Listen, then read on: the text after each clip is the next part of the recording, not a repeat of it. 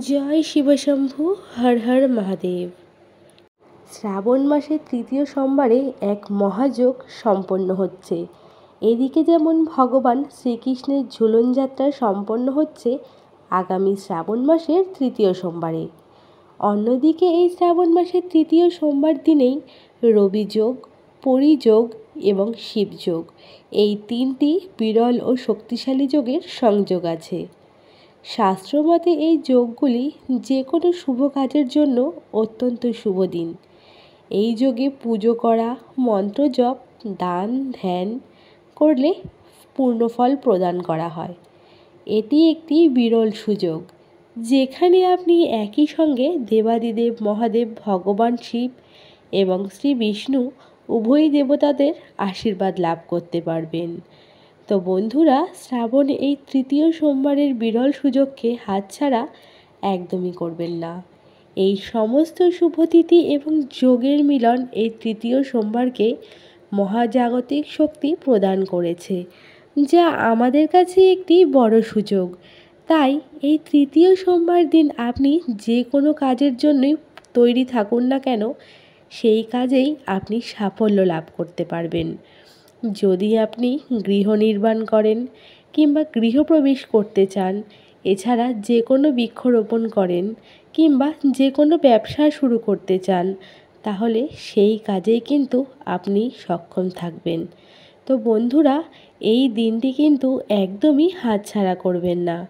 কিংবা আজকের দিনে যদি আপনি কোনো চাকরিতে যোগ দিতে চান, সেটি কিন্তু হবে আপনার জন্য একটি বিরল সুযোগ। আগামী শ্রাবণের তৃতীয় সোমবার খুবই একটি শুভ দিন। এই দিনে যে কাজগুলির কথা বলা হলো, সেই কাজগুলি অমৃত যোগ কিংবা মহেন্দ্র যোগে সম্পন্ন করতে হবে। শ্রাবণের এই সোমবারের অমৃত যোগ পড়েছে 18 জুলাই থেকে 14 আগস্ট, সোমবার সকাল 5:12 থেকে সকাল 7:01 পর্যন্ত। তো বন্ধুরা, এই সময়টাতে কিন্তু আপনি বেছে নেবেন।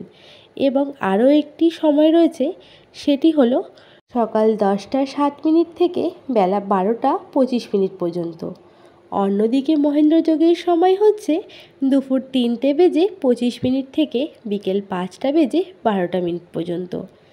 শ্রাবণের এই তৃতীয় সোমবারে যে কোনো শুভ কাজই করুন না কেন, এই সময়ের মধ্যেই করার চেষ্টা করবেন।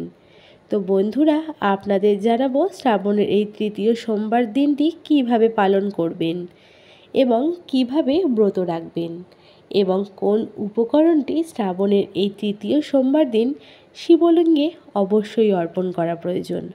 এই প্রসঙ্গে প্রথমেই বলি যে শ্রাবণের তৃতীয় সোমবারটি যেমন একদিকে ভগবান শিবের পুজো করবেন, পাশাপাশি রাধাকৃষ্ণের পুজো করতে একদমই ভুলবেন না।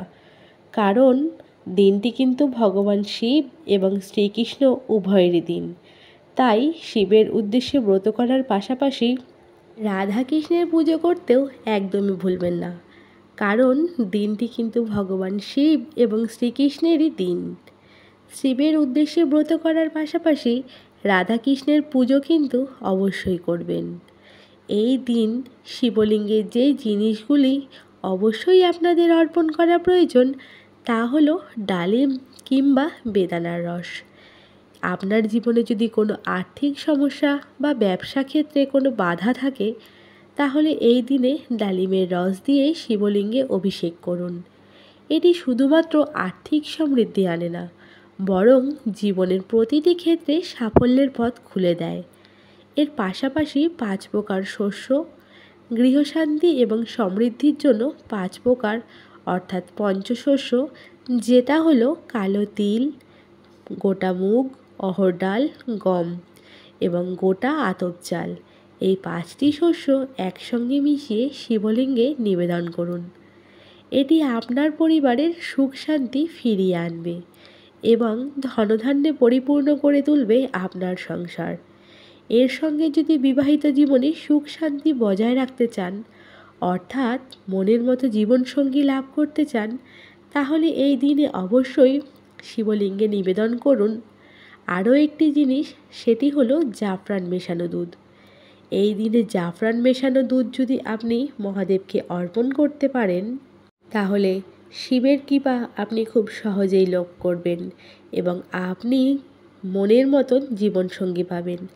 জাফরান হলো প্রেম ও সৌভাগ্যের প্রতীক।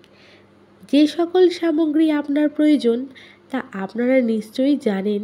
তা হলো বেলপাতা, পঞ্চামৃত অর্থাৎ দুধ, দই, ঘি, মধু এবং চিনি, গঙ্গাজল এবং ধুত্রা ফুল। এই জিনিসগুলি শিব পূজার জন্য কিন্তু বিশেষ প্রয়োজন। যদি আপনারা ধুত্রা ফুল না পেয়ে থাকেন তাহলে আকন্দ কিংবা নীলকণ্ঠ কিংবা যে কোনো সাদা ফুল আজকের দিনে অর্পণ করতে পারেন। এবার আপনাদের জানাবো তৃতীয় সোমবারে ব্রত বা পূজা পালন কিভাবে করবেন। এই দিনে পূজা শুধুমাত্র নিয়ম পালনের মধ্যে নয়, কিন্তু এটি আপনার ভক্তি এবং বিশ্বাসের প্রকাশ।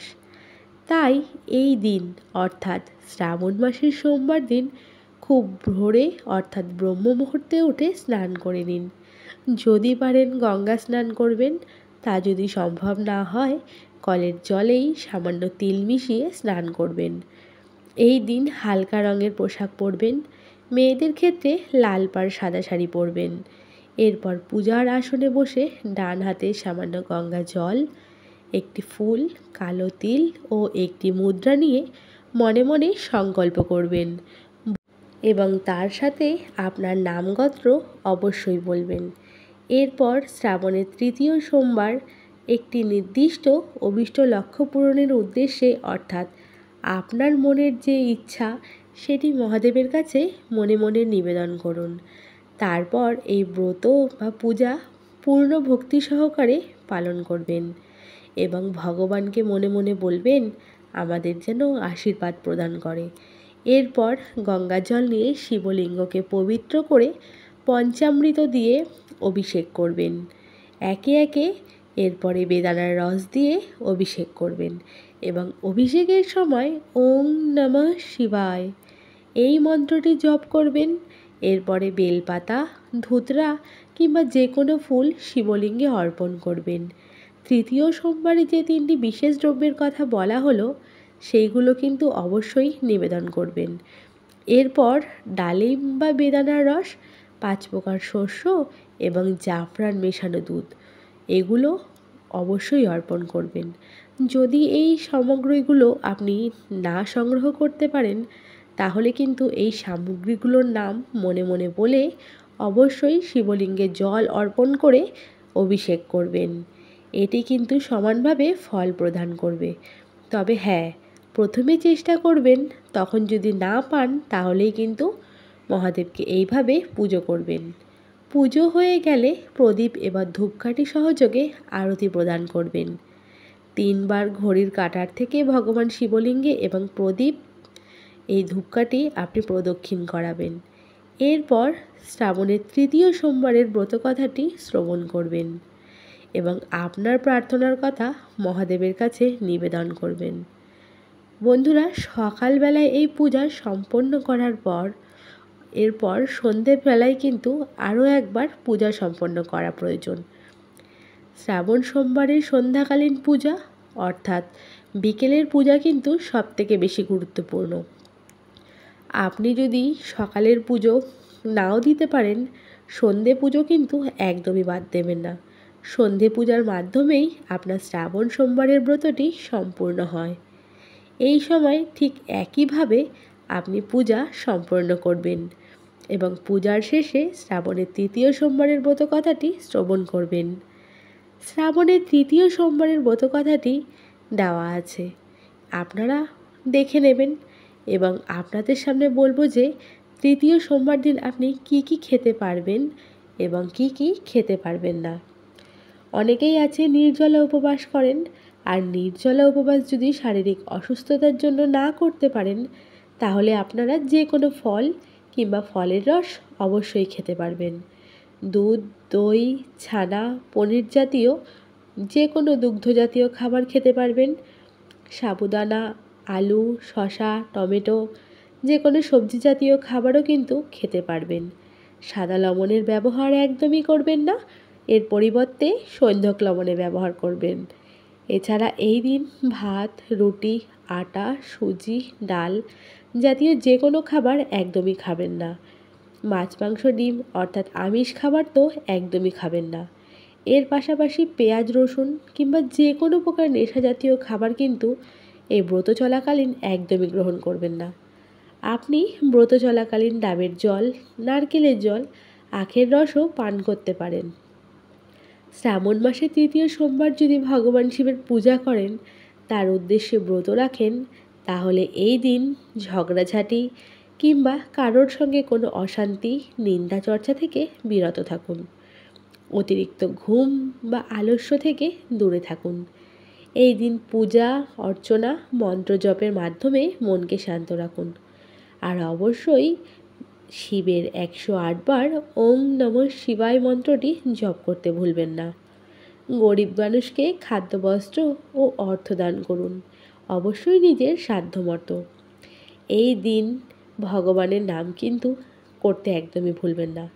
এই দিন যেহেতু শ্রীকৃষ্ণের ঝুলন যাত্রা শুরু হচ্ছে, তাই পুজোর যে বিষয়টি অবশ্যই প্রয়োজন তা হলো তুলসী পাতা। তাই এই দিন অবশ্যই শ্রীকৃষ্ণকে তুলসী পাতা নিবেদন করুন এবং যে কোনো প্রকার সাদা মিষ্টি জাতীয় দ্রব্য রাধাকৃষ্ণের সামনে ভোগ নিবেদন করুন। আর যদি সম্ভব হয় তাহলে কোনো হলুদ রঙের ফল, যেমন ধরুন আম, কাঁঠাল, যে কোনো হলুদ ফল শ্রীকৃষ্ণের উদ্দেশ্যে নিবেদন করবেন।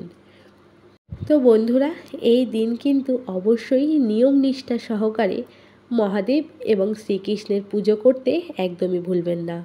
পুজোর শেষে ব্রতকথা পাঠ করবেন। আজকের ভিডিওটা কিন্তু এইখানেই শেষ করছি। আশা করি আপনাদের একটু হলেও কিন্তু উপকারে লেগেছে। আজকের মতন বিদায় নিচ্ছি। দেখা হবে আপনাদের সঙ্গে পরবর্তী ভিডিওতে।